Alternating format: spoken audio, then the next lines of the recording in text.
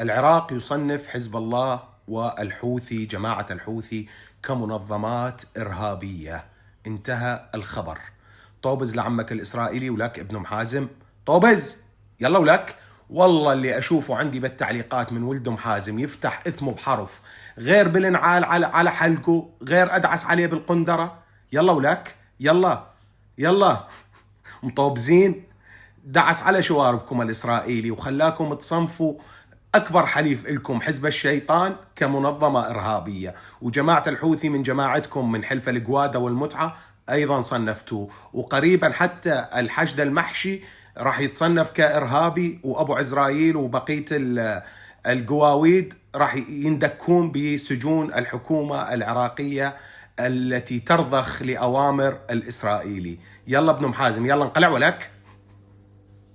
ألطم ابن محازم، علاوي كظومي سجاد، علاوي حبيب قلبي، ما عاد لكم شغل بالسياسة وما تتدخلوا لا بشؤون سوريا ولا بغيره، عليكم تلطمون وبس، اللطم فقط.